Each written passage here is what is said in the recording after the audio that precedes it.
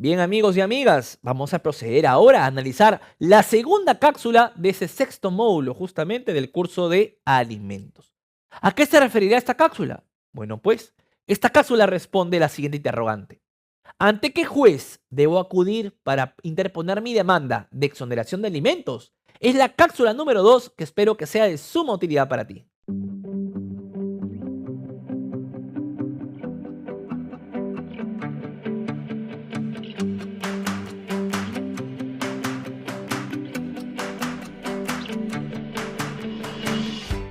Bien, siempre partimos de alguna manera del origen de la jerarquía y de la materia en cuanto, y también en cuanto a competencia territorial y también en cuanto al turno, porque son los elementos principales o aspectos más relevantes referentes precisamente a la competencia de un magistrado. Y como la pregunta va destinada a diferenciar justamente ese tema de cuál de los magistrados de todo el país van a ser los encargados en observar el tema de la exoneración de alimentos, debemos partir justamente de estas diferenciaciones para poder determinar finalmente cuál es el juez encargado. En primer lugar, debemos observar el tema de jerarquía. Y siempre lo voy a reiterar y es algo que de alguna manera ustedes deben siempre tener como cuadro de jerarquías la siguiente distribución. Comenzamos con el juzgado de paz no letrado, seguimos con el juzgado de paz letrado, luego venimos con el juzgado especializado, luego con la sala especializada de la Corte Superior y finalmente cerramos con la sala especializada de la Corte Suprema. De toda esta jerarquía establecida en la Ley Orgánica del Poder Judicial, diremos que el juez encargado para el caso de la exoneración de alimentos justamente tendrá que ver principalmente, y digo así, principalmente con el juzgado de paz letrado. ¿Por qué señalo principalmente? Porque la gran mayoría de casos, el pedido de exoneración de la pensión alimentaria es un pedido principal, es una pretensión principal de la demanda. Muy pocos casos se da este pedido de la exoneración de la pensión alimentaria como pretensión accesoria, como sucedería, por ejemplo, en el caso de una demanda de divorcio, una demanda de reconocimiento de unión de hecho, por ejemplo. ¿Sí? ¿Y por qué muy pocos casos se daría? ¿Por qué?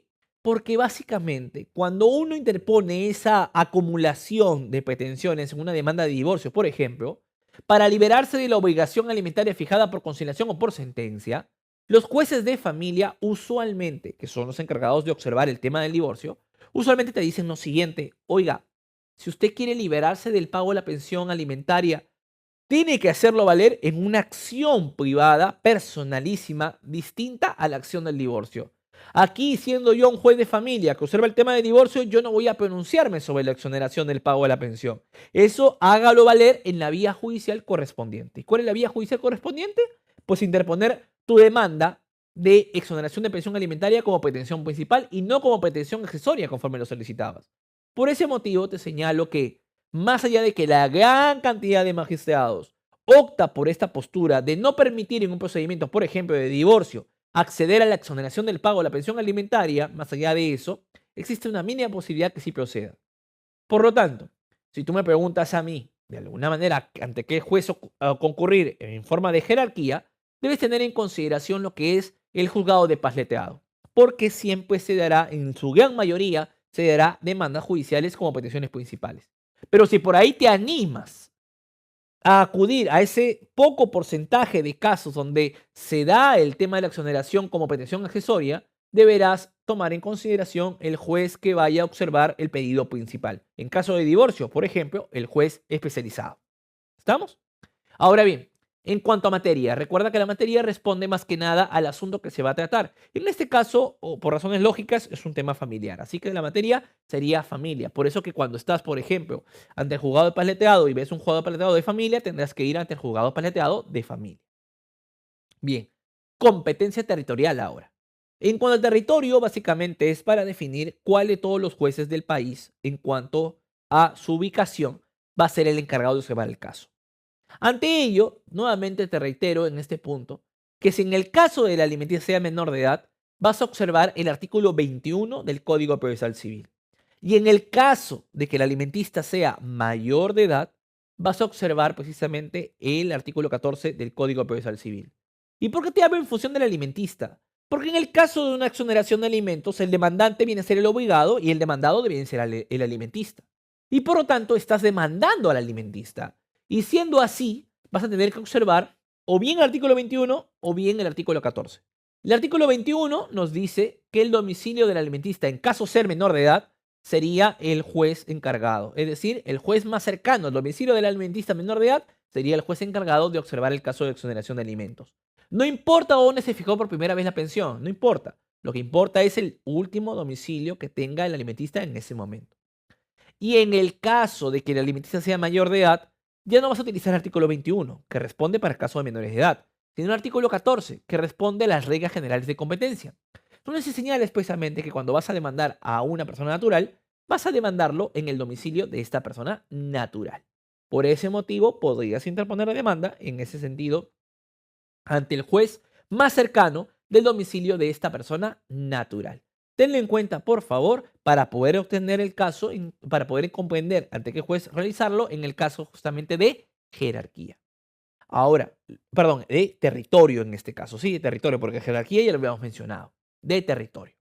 Ahora bien, ¿qué sucede? ¿Qué nos falta? Ya hemos visto jerarquía, hemos visto materia, hemos visto territorio. Vamos con el turno. En el caso del turno, básicamente, estimado amigo, debes recordar que en cuanto al turno es aleatorio. Es aleatorio de alguna manera porque el sistema del Poder Judicial designa directamente a qué juez debes observar. Ahora, hay juzgados, y aquí sí tengo que mencionarlo, hay juzgados que consideran que lo que involucre a la exoneración de la pensión alimentaria debería ser ante el mismo juez que otorgó la pensión. ¿A qué me refiero con esto? Vamos a imaginarnos en esta situación particular, que es un caso particular, es un caso especial, ojo, ¿sí? Porque la regla es artículo 21 o artículo, en este caso, 14, conforme antes mencionado, ¿no? Pero aquí también, indirectamente, esto que voy a mencionar también tiene que ver con el tema del turno. ¿En qué sentido? Cuando tú tienes tu demanda de alimentos, la inicial, la primigenia, o en todo caso conciliaste dentro del proceso judicial de alimentos primigenio, en la sede, por ejemplo, ¿no? Yo estoy en la ciudad de Lima, digamos en la sede del módulo básico de justicia de Lima Este, digamos. Y ahí hay una serie de juzgados paleteados, digamos que hay 5 juzgados paleteados. Y si tú, por ejemplo, resulta que nuevamente tienes que acudir al mismo módulo porque el alimentista reside cercano a ese módulo, sea como demandado, sea como menor de edad, recibe cercano a ese módulo, básicamente, y tienes que hacerlo en ese módulo en específico, el turno muchas veces no se va a respetar, porque tú vas a ingresar la demanda y resultará que internamente, cuando califiquen la demanda, el juez va a observar y dirá, oye, yo soy el quinto juzgado paz letrado, y resulta que hace años el primer juzgado de paz letrado fue el que vio la obligación alimentaria. Entonces, ¿qué voy a hacer? El juez del quinto envía su expediente todo al primer juzgado de paz letrado.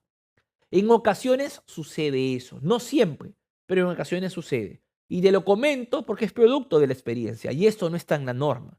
Así que si algún momento te sucede eso, debes comprender que es básicamente porque están en el mismo módulo y el juez del quinto ha optado por dejar que el primer juez que conoció la primera causa sea también el que analice el tema de la procedencia de la exoneración alimentaria. Esto vulnera un poco el tema del turno, ¿no? Trastoca un poco el tema del turno, pero de alguna manera se puede dar dentro de la situación de que ambos juzgados radican en el mismo módulo básico conforme te he mencionado en el ejemplo.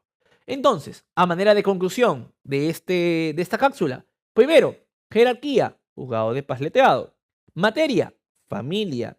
Lo que es precisamente competencia territorial. Recuerda, menor de edad, tendrás que hacer alusión precisamente al domicilio del menor de edad. Mayor de edad, al domicilio del demandado. Artículo 14. Ten en consideración ello. ¿Estamos? Y finalmente el turno, que es aleatorio, salvo estas situaciones particulares que te he mencionado en el caso último antes indicado. Espero que te haya sido de utilidad esta cápsula y acompáñenme para seguir desarrollando más cápsulas dentro de este sexto módulo.